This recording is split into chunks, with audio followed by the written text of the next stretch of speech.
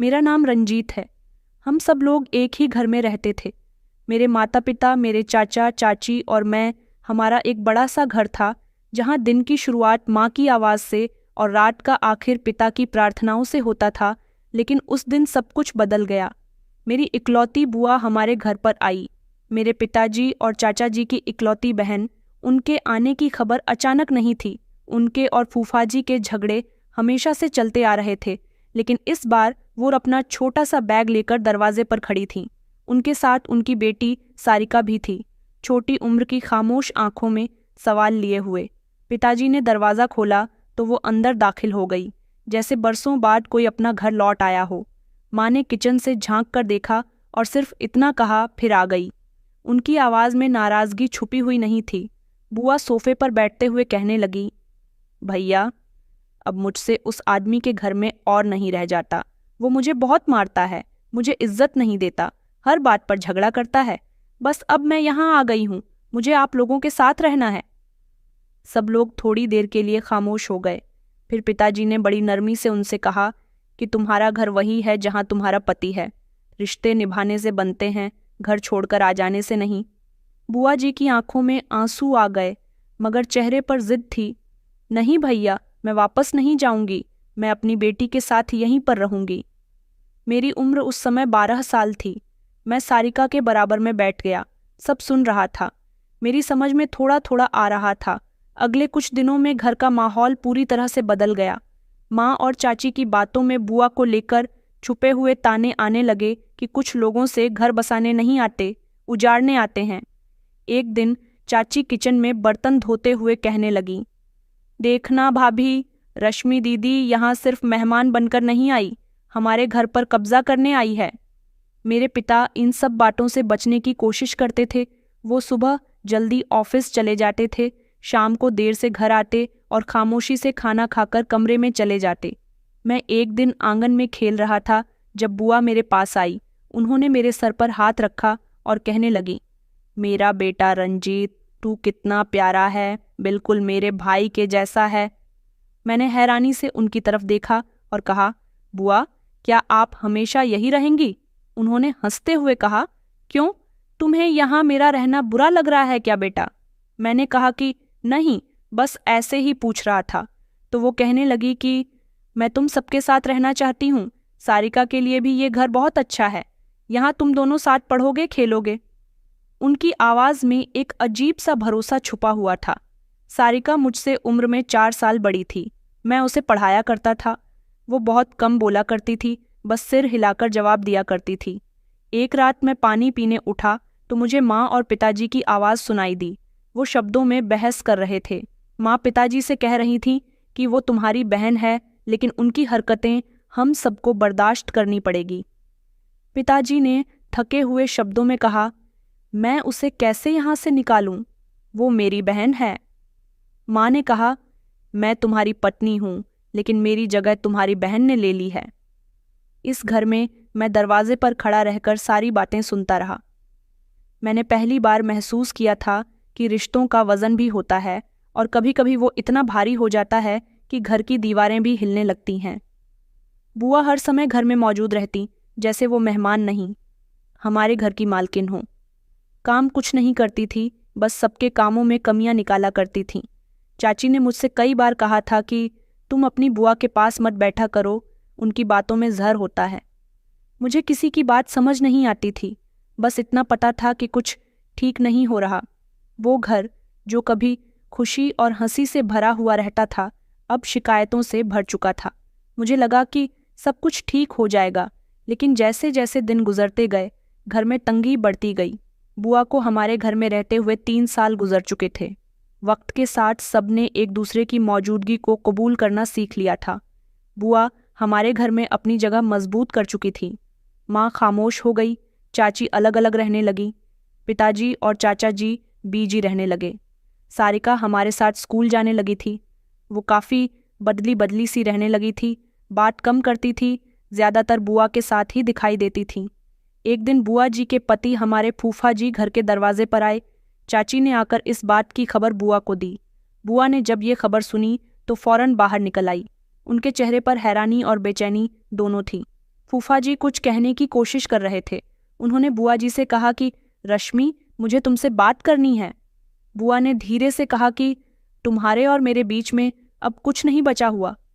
बुआ का जवाब सख्त था। पिताजी और चाचा जी भी दरवाजे तक आ गए थे। माहौल को देखकर उन्होंने बात संभाली।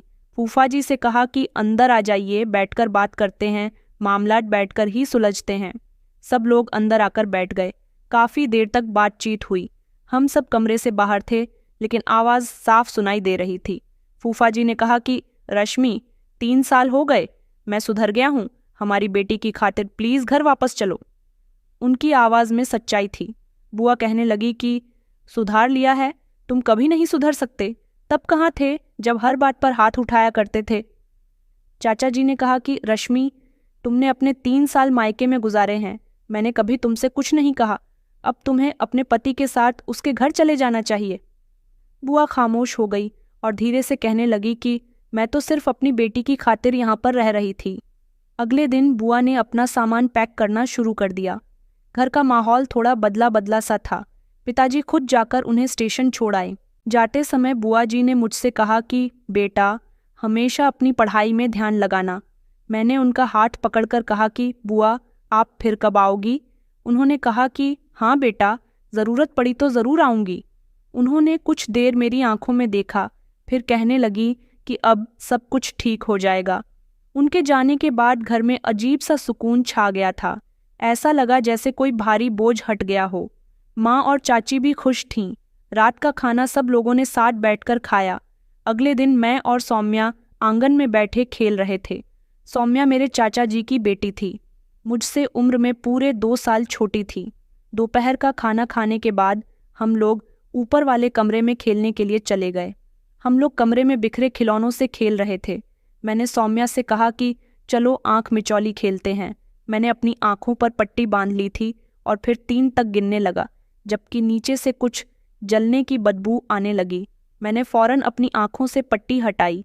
हम दोनों ने नीचे देखा तो नीचे चारों तरफ धुआं फैला हुआ था, जिसे देखकर हम दोनों घबरा गए। पता नहीं ये कैसा धुआं है। हम दोनों सीढ़ियों तक भागे, लेकिन नीचे का घर आग की चपेट में था। किचन से आग के शोले निकल रहे थे। चाची और माँ की चीखें सुनाई दे रही थीं, लेकिन हमें कुछ नजर नहीं आ रहा था। धुआं इतना ज्यादा था कि आंखें जलने लगीं, सांस लेना मुश्किल हो रहा था। हम वापस ऊपर आ गए, कमरा बंद कर लिया और खिड़की से बाहर देखने लगे। सड़क पर लोग इकट्ठे हो चुके थे। सौम्या रो रही थी और बार बार कह रही थी कि हम मर जाएंगे, रंजीत कुछ करो, हम नहीं बचेंगे। कुछ ही देर में फायर ब्रिगेड आ गई। पानी के पाइप चलने लगे, सीढ़ियाँ लगाई गई और हमें रेस्क्यू वर्कर ने ऊपर आकर खिड़की से नीचे उतार लिया। पीछे पूरा घर जल रहा था। इस घर के अंदर मेरे माता पिता और सौम्या के माता पिता भी थे। सौम्या तो चिल्ला चिल्ला कर रो रही थी कि मेरे माता पिता कहाँ हैं, लेकिन मैं खामोश खड़ा हुआ था। मेरी जुबान जैसे बंद हो चुकी थी, बोलने को कुछ बाकी नहीं रहा था। हमारे घर का पूरा हिस्सा जल चुका था। हमें 4 लाशें दिखाई गईं। मेरे माता पिता, चाचा चाची, जिनके शरीर काफ़ी हद तक जल गए थे और उनके चेहरे देखने लायक भी नहीं रहे थे। उनको देखकर हम दोनों ने अपनी आंखों पर हाथ रख लिए और फूट फूट कर रोने लगे। हमें भी अस्पताल ले जाया गया। एक नर्स ने हमें पानी दिया, लेकिन हमारे हलक से कुछ नहीं उतर रहा था। वो लोग जिन्होंने हमें जिंदगी दी थी, खुद जिंदगी की आग में जल गए। बुआ को खबर हुई तो वो दूसरे शहर में थी। दोपहर को वह तेज रफ्तार से अस्पताल पहुंची। उनकी चीखें अस्पताल की दीवारों से टकरा रही थीं। मेरे भैया, मेरे भाभी बहुत अच्छे थे तुम लोग, मैं तुम्हारे बिना कैसे रहूंगी? सौम्या उनके गले से लग गई। बुआ ने उसे फौरन गले से लगा लिया और कहने लगी कि अब मैं हूं तुम दोनों की माँ। अंतिम संस्कार के बाद हमारे जो रिश्तेदार मौजूद थे उनको हम नहीं जानते थे, क्योंकि सबके चेहरे हमारे लिए अजनबी थे। मैं अफसोस में था और सौम्या एक कोने में बैठी हुई थी। न रो रही थी, न उसके अंदर रोने की ताकत थी, न समझने की कि वो घर जिसमें हम कल तक खेलते थे अब वो राख हो चुका था। बुआ हमारे पास आईं, रो रोकर उनका बुरा हाल हो गया था। उन्होंने हमें अपने सीने से लगा लिया, कहने लगीं, रो मत मेरे बच्चों, अब मैं हूँ तुम्हारी माँ भी और तुम्हारा बाप भी। सौम्या का सर उनकी गोद में था और मैं उनके कंधे से लगा बैठा था। वो समय ऐसा था जिसमें कुछ कहने को कुछ नहीं बचा था और सुनने वाले भी खामोशी से सब समझ जाते थे।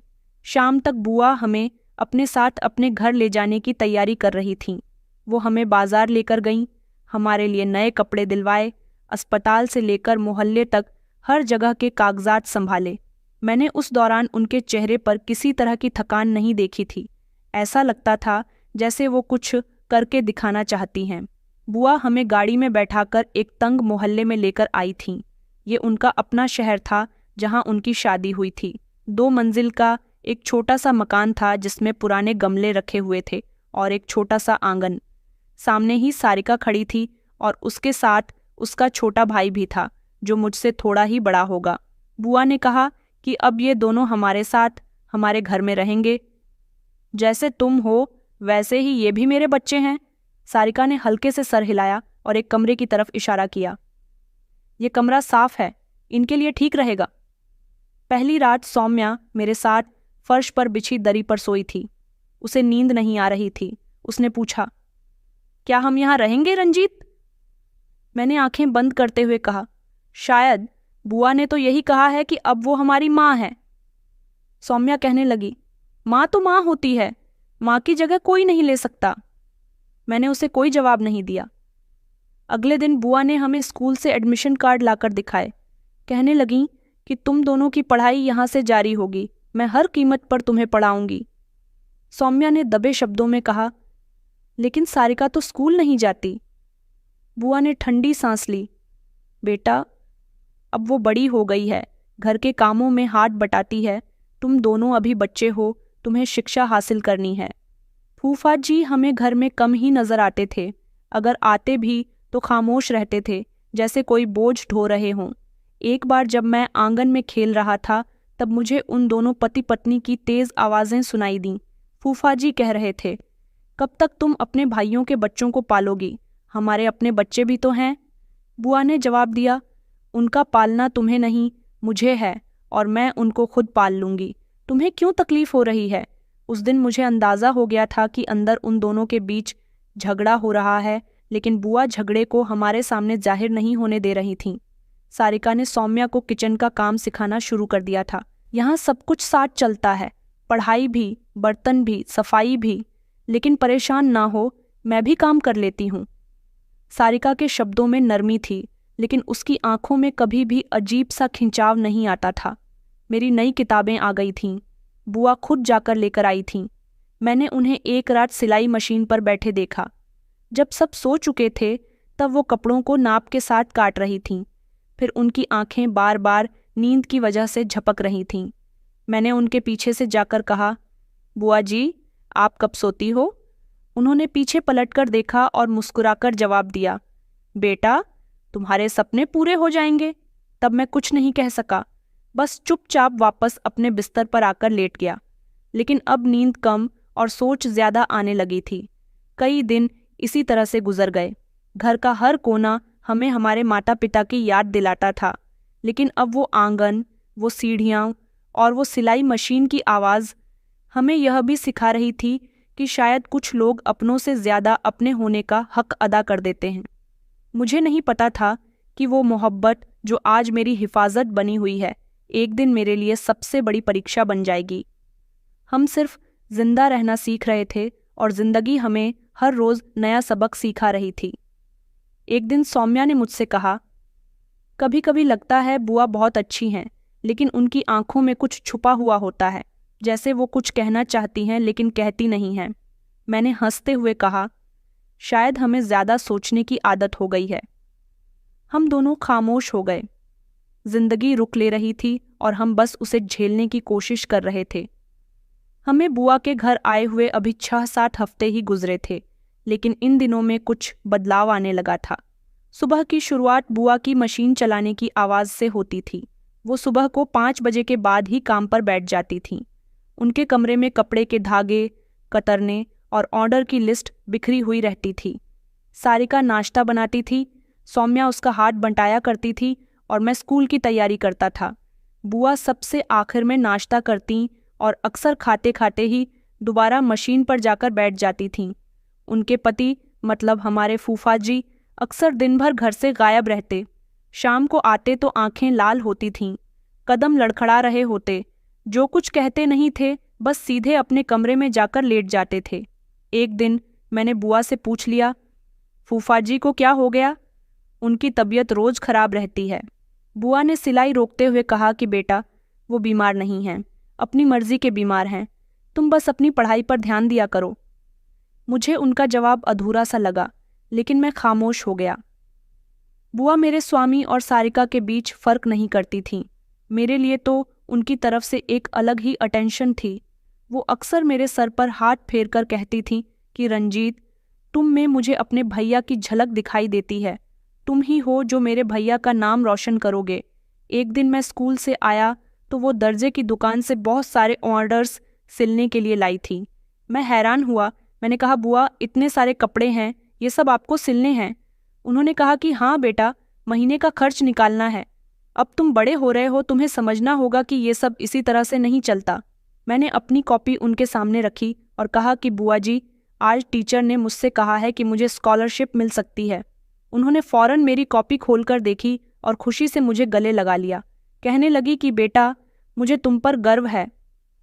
स्वामी और सारिका ये सब देख रही थीं। सौम्या ने धीरे से कहा, बुआ, मेरी भी टेस्ट में बहुत अच्छे नंबर आए हैं। बुआ ने मुस्कुराकर उसकी तरफ देखा कि बहुत अच्छी बात है बेटा, लेकिन रंजीत ने पूरे स्कूल में टॉप किया है। सौम्या का चेहरा बूझ गया, लेकिन उसने कुछ नहीं कहा। उसने अकेले में मुझसे कहा कि बुआ, तुम्हें सच में बहुत प्यार करती है, लेकिन सारिका कभी कभी अजीब नज़रों से देखती है। मैंने कहा कि तुम्हें ऐसा लगता है, तो वो कहने लगी कि हाँ, और सारिका तुम्हारी बातों पर ज़्यादा बोलती भी नहीं है।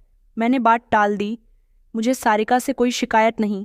अब मुझे एहसास हो गया था कि अब हम इस घर में सिर्फ मेहमान नहीं बल्कि परिवार का सदस्य बन गए हैं। एक दिन बुआ बहुत थकी हुई लग रही थी। हाथों में निशान थे, आंखों में नींद का नामो निशान नहीं। मैं उनके करीब गया। मैंने कहा, बुआ, आप कुछ देर के लिए सो जाइए, मशीन में चला लेता हूँ। उन्होंने प्यार से मेरे सर पर हाथ रखा। कहने लगी कि नहीं बेटा, ये तुम्हारी जगह नहीं है, तुम पढ़ाई करो, मशीन मेरे लिए है। तुम्हारी दुनिया में कामयाबी आनी चाहिए और इसलिए मैं जितनी कुर्बानी दूं कम है। फूफा जी घर से अब ज़्यादातर गायब रहने लगे थे। एक शाम वो घर आए तो पूरी तरह से नशे में थे। वो दरवाज़ा ठोकर मारकर खोलकर दीवार से टकराकर अंदर आए। बुआ ने उन्हें सहारा दिया, कमरे में पहुंचा, लेकिन वो उनको गालियां देने लगे। कहने लगे कि तुझे क्या मिला, इन बच्चों को पालकर तेरा अपना बेटा रोटी मांगता है और इस रंजीत की किताबों में तू अपने सारे पैसे बर्बाद कर रही है। बुआ पूरी तरह से खामोश रही और उनके बाजू थाम कर उनको बिस्तर पर लिटा दिया। दरवाजे के पीछे खड़ा हुआ मैं सब कुछ सुन रहा था। ये सब कुछ मेरे लिए बहुत अजीब था। मुझे कुछ भी समझ में नहीं आ रहा था कि बुआ जो मेरे लिए सब कुछ कर रही है, वो खुद क्या कुछ सह रही है। कई रातें ऐसी आईं जब बुआ सोई ही नहीं थी, बस कपड़े सिलती रहती थीं। उनके हाथों पर छाले पड़ गए थे। मैंने एक दिन उनके हाथों पर दवाई लगाते हुए कहा कि ये सब आप क्यों करती हो? हमें स्कूल पढ़ाने की क्या ज़रूरत है? मैं कोई काम कर लूँगा, पैसे आएंगे तो फिर आपको भी काम करने की ज़रूरत नहीं पड़ेगी। तो उन्होंने मेरा हाथ झटक दिया और कहने लगी कि बेटा, तुम काम के लिए नहीं बने हो, तुम्हें एक बड़ा आदमी बनना है। तुम्हारी पढ़ाई मेरा गर्व है। स्वामी ने भी एक दिन बुआ से कहा कि हम सिलाई सीख लेते हैं, आपका कुछ बोझ कम हो जाएगा, क्योंकि अब हम धीरे धीरे बड़े हो रहे थे, थोड़ा बहुत काम करना चाहते थे। बुआ ने उसे भी रोक दिया। कहने लगी कि तुम दोनों सिर्फ पढ़ोगे, घर के काम सारिका देख लेगी। सारिका सब कुछ देखती रही, सुनती रही। उसके चेहरे पर समय के साथ गुस्सा आने लगा था, लेकिन वो खामोशी जो कभी सारिका के पिता में था। अब हालात ऐसे हो गए थे कि घर का खर्चा, बच्चों की फीस और राशन तक सब बुआ की सिलाई की कमाई से ही निकलने लगा था। कभी कभी वो पुराने कपड़े भी सिलती थी और पुरानी कस्टमर से उधार लेने से भी नहीं कतराती थी। मैंने ये सब अपने दिल में रख लिया। मैं जान गया था कि हमारे सर पर छत जिस मोहब्बत से कायम है, वो किसी कर्ज की नहीं, किसी माँ के फैसले की बुनियाद पर खड़ी है। मगर ये भी हकीकत थी कि हर फैसला चाहे जितना भी नेक हो, अपनी कोई ना कोई कीमत ज़रूर रखता है, और वो कीमत कब कैसे और किसे वसूल की जाएगी। ये समय बताता है बुआ की सिलाई मशीन के पहिए के साथ मेरी शिक्षा का पहिया भी चल रहा था। स्कूल में मेरा नाम हमेशा पोजीशन पर आया करता था। क्लास का हर टीचर मुझे पहचानना था। परीक्षा के दिनों में मेरा बैग कुछ ज़्यादा और रातें कुछ कम नींद वाली हो जाती थी, लेकिन बुआ का सिर्फ इतना कहना था कि बेटा, एक दिन ऐसा आएगा जब तुम्हारे सर पर इन्हीं किताबों का बोझ ताज बनकर रखा जाएगा। घर का माहौल अभी ऐसा नहीं था कि सब कुछ आसान हो। सारिका घर के कामों के साथ सिलाई भी सीखने लगी थी। उसके अंदर एक अजीब सी खामोशी बढ़ती जा रही थी। बुआ ने एक दिन अपने बेटे सोहन से कहा कि अगर तुमने स्कूल जाना शुरू नहीं किया तो मैं तुम्हें फैक्ट्री में भिजवा दूंगी।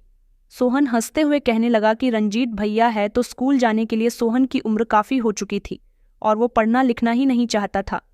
उसने अपनी माँ से कहा कि रंजीत भैया तो पढ़ लिख कर सब कुछ संभाल लेंगे, मुझे क्या ज़रूरत है पढ़ने की। बुआ का चेहरा अचानक से सीरियस हो गया। उन्होंने सिलाई छोड़कर कहा कि हर माँ चाहती है कि उसका हर बच्चा कामयाब हो, लेकिन अगर कोई बिगड़ना चाहे तो माँ कुछ नहीं कर सकती। सारिका एक दिन सोम्या के पास आई।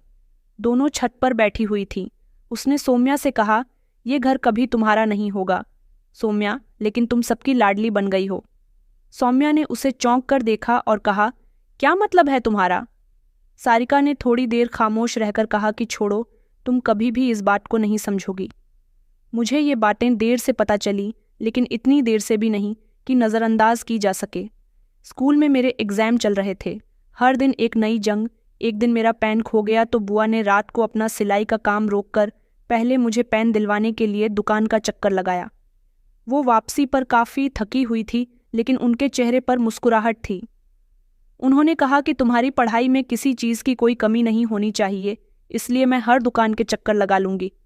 मैंने कहा, बुआ, आपको आराम करना चाहिए था। मैं तो कल स्कूल की ही दुकान से पेन ले लेता। उन्होंने सर हिलाया। उन्होंने कहा कि बेटा, पहले मांगना सीखोगे तो बाद में सब छीन जाने का डर रहेगा। तुम्हें देने वाला बनना है, मांगने वाला नहीं। उनके ये शब्द मेरे दिल पर लिखे हुए थे। इंटर के टाइम मैंने स्कॉलरशिप फॉर्म भरा। स्कूल वालों ने मुझे पूरी तरह से सपोर्ट किया। प्रिंसिपल सर ने कहा कि रंजीत, तुम हमारे स्कूल का गर्व हो, तुम स्कॉलरशिप पर निकल गए तो आने वाले बच्चों के लिए भी दरवाजे खुल जाएंगे। मैंने घर आकर ही खुशखबरी बुआ को सुनाई तो वो बहुत खुश हुईं। मेरे लिए मीठा भी मंगवाया और मोहल्ले की औरतों को बुलाकर कहा कि ये मेरा बेटा है, एक दिन बहुत बड़ा आदमी बनेगा। मोहल्ले में लोग तरह तरह की बातें करने लगे कि अपने बच्चों को तो खाना भी ठीक से नहीं देती और अपने भाई के बेटे पर कैसे सब कुछ लुटा रही है। बुआ जी ने कभी उनकी बातों का जवाब नहीं दिया था, बस सर झुकाकर खामोशी से अपना काम करती रहती थी, लेकिन मैं जानता था कि उनका दिल दुखता है। सारिका ने एक दिन मुझसे कहा कि तुम बहुत खास हो मेरी माँ के लिए। माँ तुम्हारे लिए बाजार जा सकती है, लेकिन मेरी शादी की कोई बात आए तो बहाना बना देती है। अब हम लोग जवान हो चुके थे, एक दूसरे की परेशानियों को, खामोशीपन को अच्छी तरह से समझते थे। मेरे पास सारिका की बात का कोई जवाब नहीं था। सोहन अब धीरे धीरे घर देर से आने लगा था। उसके कपड़ों से शराब की बदबू आती थी। एक दिन तो बुआ ने उसके मुंह पर थप्पड़ भी मारा और कहा कि मैंने तुम्हें इसी दिन के लिए बचाया था, लेकिन तुमने तो मेरी बात कभी मानी ही नहीं। सोहन ने दरवाज़ा जोर से बंद किया और बाहर चला गया। रात को जब मैं पढ़ाई कर रहा था, बुआ मेरे करीब आई और खामोशी से मेरे पास बैठ गई। कुछ देर कुछ नहीं बोली, फिर धीरे से कहने लगी कि कभी कभी माँ सब कुछ करके भी खाली रह जाती है। तुम मेरा वो खालीपन भर रहे हो रंजीत। मैंने उनकी तरफ देखा लेकिन कुछ नहीं कह सका। मुझे स्कॉलरशिप मिल गई थी। मुझे शहर के एक फेमस कॉलेज में एडमिशन की ऑफ़र हुई थी। फीस भी कम थी, लेकिन फिर भी हमारे लिए बहुत ही मुश्किल थी। मैं खुश था, लेकिन मेरे अंदर एक बेचैनी थी। घर आकर मैंने बुआ को सब कुछ डिटेल से बताया। उन्होंने ध्यान से सुना और हर चीज़ का खर्च अलग रखा और फिर एक लम्हे को खामोश हो गई। उनके चेहरे पर वही सोचने वाला अंदाज था जो हर महीने के आखिर में नज़र आ जाता था। फिर कहने लगी कि कितने दिन में फ़ीस जमा करनी है। मैंने कहा कि 5 दिन के अंदर। उन्होंने मोहल्ले की एक औरत से सिलाई का एक्स्ट्रा काम ले लिया। वो देर रात तक जागती रहती थी। 2 दिन के बाद सौम्या मेरे पास आई और कहने लगी कि बुआ जी के हाथों पर छाले पड़ गए हैं, वो तुम्हें दिखाना नहीं चाहती। मैंने बुआ को रोकने की कोशिश की। बुआ, आपको खुद को थोड़ा समय देना चाहिए, आराम करना चाहिए। मेरा किसी सरकारी कॉलेज में भी तो एडमिशन हो सकता है ना? उन्होंने फौरन इनकार कर दिया। कहने लगी कि नहीं, तुम्हें वहीं पढ़ना होगा जहां तुम्हारा मुकाम है, कमज़ोर माहौल से निकलना है तो शिक्षा में समझौता नहीं होगा। चौथे दिन वो एक छोटे से डब्बे के साथ मेरे पास आई। ये लो बेटा, तुम्हारा एडमिशन पूरा हो जाएगा, डिब्बा खोल कर देखो। डिब्बे के अंदर सोने की बालियां थीं जो मैंने बचपन में बुआ जी के कानों में कभी देखी थी। मेरा दिल उदास हो गया। मैंने कहा, नहीं बुआ जी, ये तो आपकी अमानत है, ये आपकी अपनी चीज़ है, आपने हमेशा इसे संभाल कर रखा, इसे मैं नहीं ले सकता। उन्होंने मेरे हाथ थाम लिए और कहा कि बेटा, अब ये तुम्हारी है, ये मेरे लिए नहीं, तुम्हारे लिए रखे थे। जब तुम कामयाब हो जाओगे तो यही मेरी शान होगी। मैंने बालियों को हाथ में लिया। मेरा दिल भारी हो रहा था। अगले दिन वो एक जानने वाली सुनार के पास गई और अपनी कानों की बालियां बेच दीं। उसी दिन कॉलेज में मेरा रजिस्ट्रेशन हो गया था। हॉस्टल की फीस भी दे दी गई थी। जैसे ही मेरा एडमिशन पूरा हुआ, मेरे लिए नई दुनिया के दरवाजे खुलने लगे। हॉस्टल में नए कमरे, नए चेहरे और नए उसूल थे। मैं पहली बार घर से दूर था, लेकिन बुआ की आंखें हर समय मेरे दिमाग में रहती थीं। हफ्ते के आखिर में मैं उनसे फ़ोन पर बात कर लिया करता था। वो पहले पूछती थी कि खाना समय पर खा रहे हो ना, फिर कहती कि पढ़ाई से दिल मत चुराना, ऐसा ना हो कि दोस्तों के साथ मौज मस्ती करने में लग जाओ, तुम्हें यहाँ तक पहुँचने में तुमने और मैंने बहुत मेहनत की है। मैं कहता कि बुआ जी, मुझे अच्छे से याद है। शहर की रौनक नहीं थी, लेकिन इस रौनक में कई लोगों की हकीकत छुपी हुई थी। एक दिन मैं लाइब्रेरी में बैठा पढ़ रहा था, तभी मेरे पास सौम्या का फ़ोन आया। उसने कहा कि रंजीत, और इतना कहकर वो खामोश हो गई। मैंने हैरानी से पूछा कि क्या हुआ, सब ठीक है ना, इस समय तुमने क्यों फ़ोन किया है? उसकी रोती हुई आवाज़ निकली। मैंने कहा, तुम रो क्यों रही हो? उसने कहा, भाई, मुझे तुम्हारी याद आ रही है, मुझे तुमसे कुछ कहना था लेकिन हिम्मत नहीं हो रही। मैं खामोश रहा, फिर धीरे से कहा कि जो भी है साफ साफ बताओ। उसने कहा कि हम बचपन से एक दूसरे के साथ हैं। इतना कहकर वो खामोश हो गई। फिर कहने लगी कि मुझे लगता है कि यहाँ मैं तुम्हारे बिना बहुत अकेली हो गई हूँ। मैं समझ सकता था, वो मेरी कज़िन थी। हम दोनों एक दूसरे के साथ हमेशा भाई बहन और दोस्तों से भी बढ़कर रहे थे। मेरे हाथ से पेन छूटकर गिर गया। मेरे आ जाने के बाद वो अपने आप को बहुत अकेला महसूस कर रही थी। कुछ देर के बाद मैंने कहा, सौम्या, तुम ठीक कह रही हो, मुझे भी तुम्हारी यहाँ पर बहुत याद आती है। इतना सुनकर उसने फ़ोन बंद कर दिया। उस रात मुझे नींद नहीं आई थी। किताबें मेरे पास ही रखी हुई थीं, लेकिन मैं उनको नज़रअंदाज कर रहा था। हॉस्टल की ज़िंदगी सिंपल नहीं थी, खाने को भी मामूली सा खाना मिला करता था। टाइम तो कभी मिलता ही नहीं था। पैसे भी काफ़ी सारे खर्च हो रहे थे। स्कॉलरशिप से फ़ीस का हल निकल आता था, लेकिन रोज़ के खर्चे अभी भी बुआ की जिम्मेदारी थे। एक दिन फ़ोन पर बुआ ने कहा कि बेटा, मैं सिलाई का काम बढ़ा रही हूँ, शाम को भी कपड़े लेने जा रही हूँ। मैंने कहा, बुआ, मैं भी कुछ करना चाहता हूँ, शायद कोई छोटा मोटा काम ही कर लूँ ताकि आपका बोझ कम हो जाए। उन्होंने सख्ती से कहा कि नहीं, तुम्हारा काम सिर्फ पढ़ाई करना है, बाकी सब कुछ तुम मुझ पर छोड़ दो। मैं जानता था कि वो थक चुकी हैं, लेकिन उनकी ज़ुबान पर कभी कोई शिकायत नहीं आई थी और मैंने फ़ैसला कर लिया था कि एक दिन ऐसा आएगा जब मैं उन्हें ये कहूँगा कि अब आप सुकून से रहिए, अब आपको काम करने की ज़रूरत नहीं है, मैं सब कुछ संभाल दूँगा। शायद इसी लम्हे के इंतज़ार में बुआ हर दिन अपने हिस्से के बोझ को समेटती जा रही थी। हॉस्टल की ज़िंदगी धीरे धीरे नॉर्मल बनती जा रही थी, लेकिन खर्चों का दबाव कम होने के बजाय बढ़ता जा रहा था। स्कॉलरशिप सिर्फ मेरी शिक्षा के खर्च को पूरा करती थी, लेकिन खाने पीने की, किताबों के और नोट्स के खर्चे मुझ पर हर बार बुआ की तरफ देखना पड़ता था। वो पहले ही काफ़ी ज़्यादा कमज़ोर हो चुकी थी। अपने आराम को उन्होंने मुझ पर कुर्बान कर दिया था। एक दिन फ़ोन पर उनकी बहुत थकी थकी आवाज़ निकल रही थी। मैंने कहा, बुआ जी, आपकी आवाज़ बहुत धीमी निकल रही है, सब ठीक तो है ना, आपकी तबीयत तो ठीक है? उन्होंने कहा कि हाँ बेटा, बस काम थोड़ा बढ़ गया है, 2 नए ऑर्डर लिए हैं, जल्दी से पूरे करने हैं। मैंने कहा, बुआ, मुझे कुछ दिनों में छुट्टी मिल जाएगी, मैं आकर आपका कुछ हाथ बटा दूंगा। उन्होंने कहा कि रंजीत, तुम बस अपनी पढ़ाई पर ध्यान दो, हम सब यहाँ पर सब कुछ संभाल लेंगे। फ़ोन बंद हुआ तो मैं काफ़ी देर तक सोचता रहा कि अब वो समय आ चुका है कि मुझे खुद कुछ करना चाहिए। अगली सुबह मैंने कॉलेज के करीब छोटे से कारोबार पर नज़र डालनी शुरू की। एक छोटी सी जगह नज़र आई जहाँ दिन के समय खाने पीने की चीज़ें बिकती थीं। एक छोटे से होटल वाले बाबा जी से मैंने बात की और कहा कि बाबा जी, अगर मैं यहाँ राजमा और छोले चावल का छोटा सा ठेला लगा लूँ। तो उन्होंने मुझे ऊपर से नीचे तक देखा। कहने लगे कि स्टूडेंट लगते हो बेटा, ये काम तुम्हारे बस का नहीं है, कोई और काम देख लो। मैंने कहा, बाबा जी, काम कोई छोटा या बड़ा नहीं होता, बस इज्जत होनी चाहिए। वो मुस्कुराने लगे और कहने लगे कि अच्छा ठीक है, एक कोने में जगह है, साफ रखो, वक्त पर आओ तो किसी को कोई एतराज़ नहीं होगा। मैंने अगले ही दिन से तैयारी शुरू कर दी थी। अगले दिन हॉस्टल के कमरे में रात को पढ़ाई करता, सुबह कॉलेज जाता, दोपहर को कॉलेज के पास ठेले पर छोले और राजमा चावल बेचने के लिए खड़ा हो जाता था। ज़्यादा नहीं, बस इतना तो बिक जाए। पहले दिन ही 2-3 कस्टमर आए। उन्होंने पूछा कि तुम तो स्टूडेंट लगते हो। मैंने कहा कि जी, मैं पढ़ाई भी कर रहा हूँ, साथ में कमा भी रहा हूँ। फिर कुछ दिनों तक ये सब कुछ करना मेरी आदत बन गई। ठेला खोलने से कुछ आमदनी होने लगी तो मैंने कॉलेज, किताबें और फाइल्स का खर्च अपने इन्हीं पैसों से करना शुरू कर दिया। हॉस्टल की कैंटीन से खाना लेना भी बंद कर दिया। जो कुछ बचता वही खुद खा लेता। रात को हॉस्टल में वापसी पर बुक्स खोलता, कानों में बुआ की आवाज़ गूंजने लगती। अपना समय बर्बाद मत करना, तुम्हें किसी की बैसाखी नहीं चाहिए। एक रात मैं खिड़की के पास बैठा हुआ था जब सौम्या का फिर से मुझे फ़ोन आया। रंजीत, सोते नहीं गए? मैंने कहा कि नहीं, बस नोट्स तैयार कर रहा था। तुम कैसी हो?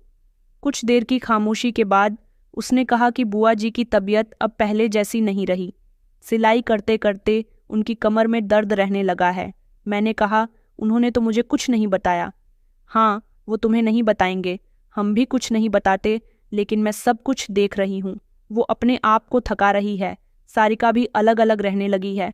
सोहन भी बिगड़ता जा रहा है और फूफा जी के बारे में तो तुम्हें पता ही है, काफ़ी समय से गायब हैं, घर पर आए ही नहीं हैं।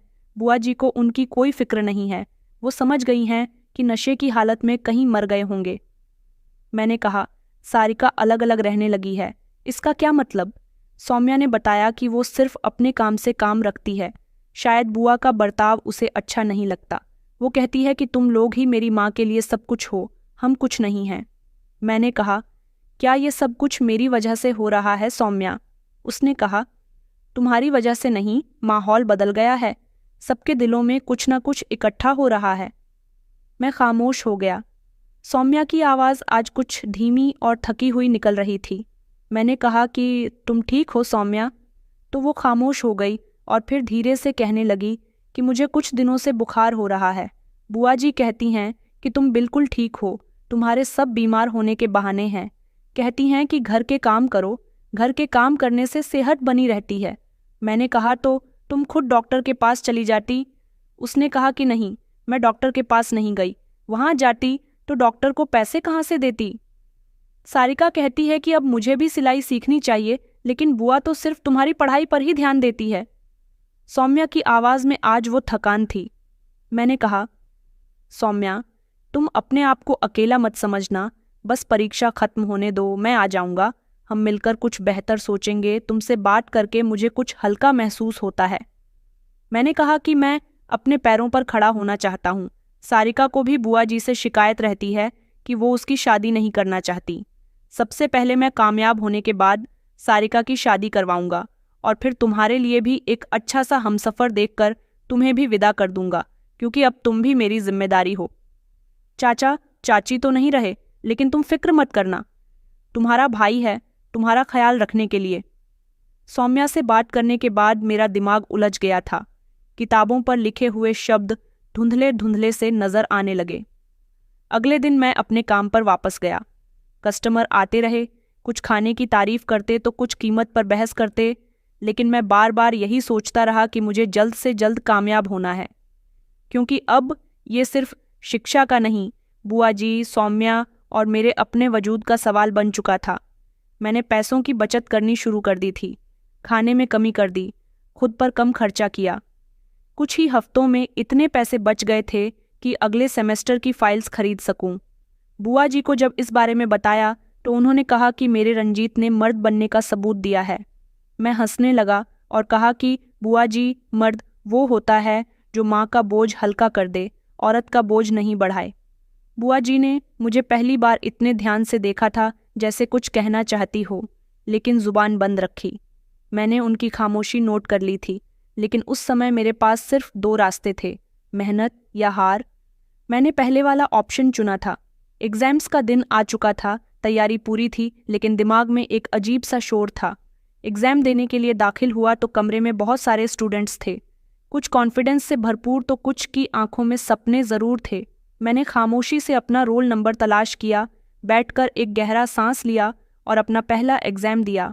मेरे दिल में पहला ख्याल यही आया कि बुआ जी, ये भी आपकी प्रार्थना है जो मुझे सब कुछ समझ में आ रहा है। एग्ज़ाम देते समय 1 मिनट के लिए भी मेरा पेन नहीं रुका था। आखिरी समय तक मैं पूरे होशो हवास में एग्ज़ाम देता रहा। एग्ज़ाम कंप्लीट हुआ तो दिल में एक उम्मीद की किरण थी। गुजरते हुए दिनों के साथ परीक्षा भी संपन्न हुई तो रिजल्ट आने का इंतज़ार था। हॉस्टल में भी सब एक ही सवाल किया करते थे कि तुम्हें क्या लगता है। मैं मुस्कुराकर जवाब दिया करता था कि अगर किस्मत और मेहनत ने हाथ मिला लिया तो मैं ज़रूर कामयाब हो जाऊंगा। एक दिन कॉलेज की लाइब्रेरी में बैठा हुआ बुक्स पढ़ रहा था कि तभी अचानक फ़ोन आया। सौम्या का नहीं, बुआ जी का। उनकी आवाज़ में खास चमक थी। रंजीत, तुम्हारा नाम लिस्ट में आया है, तुम्हारा नाम टॉप 10 में है बेटा, तुम कामयाब हो गए। अचानक मेरे होश उड़ गए। एक लम्हे को लगा जैसे सब कुछ थम गया हो। मैंने कहा, बुआ जी, आप सच कह रही हो? उन्होंने कहा कि हाँ बेटा, तुमने हमारे सपने सच कर दिखाए। मेरी खुशी के ठिकाने नहीं थे। खबर फैलने में देर नहीं लगी। कॉलेज की तरफ से फंक्शन रखा गया जहां मीडिया भी मौजूद था। मुझसे सवाल किया गया कि आपकी कामयाबी के पीछे सबसे बड़ा हाथ किसका है। मैंने माइक हाथ में लेकर कहा कि मेरी माँ, जिन्होंने मुझे जन्म नहीं दिया लेकिन हमेशा जिंदा रखा। मेरी बुआ, वो औरत जो सुबह से रात तक सिलाई करती रही ताकि मैं एक दिन अपने पैरों पर खड़ा हो सकूं। एक रिपोर्टर ने पूछा कि उनका नाम क्या है तो मैंने बताया कि रश्मि श्रीवास्तव। वो मेरे लिए सिर्फ मेरी बुआ नहीं बल्कि मेरे माता पिता, मेरे सब कुछ हैं। फंक्शन खत्म हुआ तो सब लोगों ने मुझे खूब बधाइयाँ दीं। कॉलेज के टीचर्स और प्रोफेसर्स ने कहा कि तुम जैसे स्टूडेंट हमारा गर्व हो। तुमने दिखा दिया कि हालात चाहे जैसे भी हो, लगन कामयाबी दिलवा ही देती है। पूरे शहर में मेरा जिक्र होने लगा। पोस्टिंग का लेटर जैसे ही मेरे हाथ में आया तो पहले सोच यही थी कि अब वो दिन आ गया है जब मैं बुआ जी को वो खुशी दूंगा जिसका उन्होंने कई सालों से सपना देखा। स्पेशल प्रोटेक्शन यूनिट में मेरा नाम आया। पूरे बैच ने सब तालियां बजाकर मुझे बधाइयां दीं। मैं घर जाना चाहता था और इस बार वापसी सिर्फ बुआ जी को शुक्रिया कहने की नहीं थी, बल्कि मैं ये भी तय कर चुका था कि बुआ जी से कहूँगा कि अब जल्द से जल्द सारिका की शादी कर दीजिए। मैंने शहर की बड़ी कन्फेक्शनरी से एक मिठाई का डिब्बा लिया और घर के लिए रवाना हो गया। घर पहुंचा तो पुरानी यादें, जब हम इस घर के आंगन में खेला करते थे, सारी यादें मेरे दिमाग में ताज़ा होने लगीं। सामने वही छोटा सा घर आया जिसका दरवाज़ा कई बार सिलाई के शोर से खुलता और बंद हो जाता था। मैंने दरवाजे पर दस्तक दी तो सारिका ने दरवाज़ा खोला। उसे देखकर अंदाज़ा हो गया था कि अब वो पहले जैसी नहीं है। उसके चेहरे पर अजनबियत थी, लेकिन खामोशी भी। उसने कोई सवाल नहीं किया, बस दरवाजे से हटकर अंदर आने का इशारा किया। उसे मुझे देखकर कोई खुशी नहीं हुई थी। मैं घर के अंदर गया। हर चीज़ जैसे वहीं की वहीं रखी हुई थी, लेकिन कुछ भी अलग नहीं था। मेरी नज़रें सौम्या को तलाश कर रही थीं, लेकिन वो कहीं नज़र नहीं आ रही थी। मैंने हल्की आवाज़ में पूछा कि बुआ कहाँ है? सारिका ने कमरे की तरफ इशारा किया। मैं मिठाई का डिब्बा लेकर उस कमरे की तरफ बढ़ा जहाँ कभी बुआ सिलाई किया करती थी। दरवाजे के पास पहुँचा तो अंदर से आवाज़ आई, उठ जा, बीमारी को बहाना मत बना। बुखार है तो क्या हुआ? बुखार तो सबको आता है। क्या बुखार में कोई काम नहीं किया जाता? ये आवाज़ मेरी बुआ की थी, लेकिन अंदाज को झलक थी। अंदर से सौम्या की सिसकियों की आवाज़ आ रही थी। बुआ जी, भगवान के लिए मुझे कुछ देर आराम करने दीजिए। मैं ही तो सारे काम करती हूँ। आपकी बेटी तो आपसे बात तक नहीं करती। मेरा दिमाग चकरा रहा है। बुआ की आवाज़ तेज़ होने लगी। उन्होंने कहा, भूल गई है क्या तेरे माता पिता कैसे मारे? अभी मेरे साथ जुबान चला रही है। मैंने रंजीत को पाल पोस कर बड़ा किया। उसकी माँ के जेवर बेचकर तेरी ही शादी का बंदोबस्त करूंगी। मैं दरवाजे पर खड़ा हुआ उनकी सारी बातें सुन रहा था। वो हर शब्द जिसे मैंने अपने कानों से सुना मेरे अंदर जैसे कुछ तोड़ रहा था। तभी सौम्या की आवाज़ आई, अगर रंजीत को सब कुछ पता चल गया तो? बुआ ने कहा, कौन बताएगा रंजीत को ये सब कुछ? तू। अगर तूने रंजीत को कुछ भी बताने की कोशिश की तो मैं तुझे जान से मार दूंगी, जैसे तेरे माता पिता को मारा था। उस दिन गैस लीक खुद की थी और किसी को कानों कान खबर नहीं हुई कि मैं वहां खामोशी से जाकर गैस लीक करके आ गई। तब तो किसी को कुछ पता नहीं चला, अब भी किसी को कुछ पता नहीं चलेगा। ये सुनकर अचानक मेरे हाथ से मिठाई का डिब्बा छूट गया और जमीन पर बिखर गया। अंदर खामोशी छा गई। कुछ लम्हे के बाद जब दरवाज़ा खुला और बुआ ने मुझे अपने सामने देखा तो अचानक उनके पैरों तले से ज़मीन निकल गई। उन्होंने हैरानी से कहा कि बेटा तुम आ गए? तुमने मुझे बताया भी नहीं। मैं पीछे हट गया। मेरी आंखों में ढेर सारे सवाल थे, दिल में तूफान। मैंने कहा, बुआ जी, आपने सब कुछ मेरे लिए किया, सिर्फ अपना सपना पूरा करने के लिए? बुआ ने आगे बढ़ने की कोशिश की और कहा कि बेटा, मैं तुम्हें जो बनाना चाहती थी वो बना दिया, अब बस आगे बढ़ो। मैंने सख्त शब्दों में कहा, और जो पीछे बीते हुए समय में आपने किया है, मेरे माता पिता को आग में झोंक कर आपने मुझे बताया, वो सब क्या था? सौम्या और सारिका ये सब कुछ सुन रही थीं। मैंने सौम्या की तरफ देखा, जो दीवार के सहारे खड़ी हुई थी, कमज़ोर और खामोश। मेरी नज़रों से नज़र मिलाते हुए उसने सिर्फ इतना कहा कि रंजीत, अब सब तुम्हारे सामने है, फैसला तुम्हारे हाथ में है। मैंने अपनी जेब से मोबाइल निकाला और एक नंबर मिलाया। हेडक्वार्टर, मुझे एक इमरजेंसी गिरफ्तारी करवानी है। बुआ ने पीछे हटते हुए कहा कि नहीं बेटा, तुम ऐसा नहीं कर सकते। मैंने तुम्हें पाल पोस कर बड़ा किया। आज तुम एक पुलिस ऑफिसर बन गए हो तो आज मुझे ही अरेस्ट करवाना चाहते हो? मैंने कहा कि शायद आपने मुझे इसी दिन के लिए पुलिस ऑफिसर बनाया था कि पुलिस ऑफिसर बनने के बाद मैं सबसे पहले अपने ही घर के आरोपी को जेल पहुंचाऊं। पुलिस थोड़ी देर के बाद घर आ गई। मैंने अपना फैसला नहीं बदला और बुआ जी को जेल भिजवा दिया। अब मैं सिर्फ एक बच्चा नहीं रहा था जिसे किसी ने गोद लिया था। कानून के सामने सब बराबर होते हैं। बुआ तो जा चुकी थी, लेकिन मेरे अंदर जो तूफान था वो गिरफ्तारी से खत्म नहीं हो सकता था।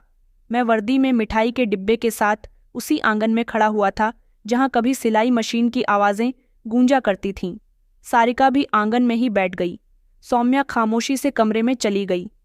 मैं अभी तक सोच रहा था कि सब कुछ किस मोड़ पर आकर टूटा।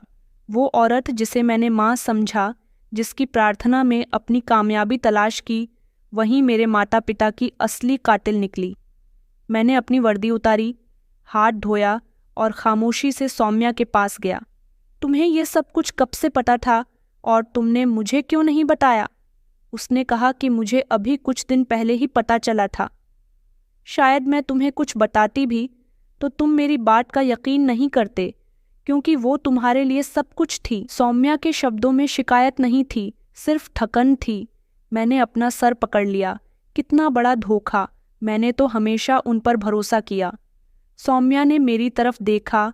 उन्होंने भी तो तुम्हारे लिए काफ़ी कुछ किया, लेकिन जो किया वो सब अपना मतलब निकालने के लिए किया। और सबसे ज़्यादा खतरनाक बात ये थी कि वो सबसे गर्व से कहती थीं जैसे वो कोई कारनामा कर रही हैं। मैंने कहा कि मैं सब कुछ ठीक कर दूंगा। बुआ जी को उनके कर्मों की सज़ा मिलनी बहुत ज़रूरी थी। उन्होंने हमारे माता पिता को हमसे अलग किया। बचपन से ही उन्हें मैं बहुत पसंद था। उनकी नज़र हमेशा मुझ पर रहती थी, क्योंकि मेरी माँ ने मुझे अच्छे संस्कार दिए थे। उन्होंने हमारे माता पिता को मारा और मुझे इस घर में ले आई और मुझसे अपनी ममता पूरी कर ली। हालांकि उनके खुद के भी बच्चे थे। सारिका कभी अपनी माँ को बुरा भला कह रही थी और सोहन, उसे पुलिस ने अरेस्ट कर लिया था क्योंकि उसे कहीं चोरी करते पकड़ा गया था। बुआ जी का पूरा घर बर्बाद हो गया क्योंकि उन्होंने एक दिन हमारा घर बर्बाद किया था। मैंने सारिका और सौम्या से कहा था कि मैं तुम्हारा भाई हूँ, अभी जिंदा हूँ, मैं तुम्हारा बहुत ख्याल रखूँगा। बुआ जी का केस अदालत में चल निकला था। मीडिया वालों ने मुझसे सवाल किया कि एक दिन वो था जब आप अपनी बुआ जी की तारीफ कर रहे थे, आज आपने खुद ही अपनी बुआ को अरेस्ट करवा दिया। पूरी दुनिया मुझे देख रही थी। मैंने कहा कि मेरी बुआ ने मेरे माता पिता और मेरे चाचा चाची को जानबूझकर मारा। वो एक कातिल है। उन्हें शुरू से ही मुझसे बहुत मोहब्बत रही है। उन्हें अपने बेटे से ऐसी उम्मीद नहीं थी कि उनका बेटा कभी उनका नाम रोशन करेगा, लेकिन मुझसे उम्मीद थी। इसलिए उन्होंने मुझ पर मेहनत की, मुझे तैयार किया था कि मैं उनका नाम रोशन कर सकूं, लेकिन उन्हें ये नहीं पता था कि कातिल कभी छुपा नहीं रह सकता और कानून सबके लिए बराबर है। बुआ जी ने मुझसे बहुत माफ़ी मांगी, मगर अब माफ़ी मेरे हाथ में नहीं बल्कि कानून के हाथ में थी। उन्हें कानूनी तौर पर सज़ा दी गई। अब मैं अपनी ज़िंदगी को नए तरीके से शुरू करना चाहता था। मैंने सबसे पहले सारिका के लिए एक अच्छा रिश्ता तलाश किया और सारिका की शादी एक अच्छे लड़के के साथ करवा दी। फिर सौम्या के लिए भी एक अच्छे परिवार का लड़का तलाश किया और उसकी भी शादी करवा दी। मैं भले ही आज बुआ जी के घर में अकेला रहता हूँ, लेकिन मुझे सुकून है कि मेरी दोनों बहनें अपने ससुराल में खुश हैं। पुलिस की वर्दी मेरे लिए सिर्फ नौकरी नहीं थी, बल्कि एक मकसद बन चुकी थी। इस कहानी से हमें ये सबक मिलता है कि सच और इंसाफ कभी कभी अपनों के खिलाफ भी खड़ा होना सिखाते हैं, क्योंकि रिश्ते हक से बड़े नहीं होते। तो दोस्तों, कहानी कैसी लगी कमेंट में ज़रूर बताएं। वीडियो अच्छी लगी तो इसे लाइक करें और हमारे चैनल को सब्सक्राइब करना ना भूलें। धन्यवाद।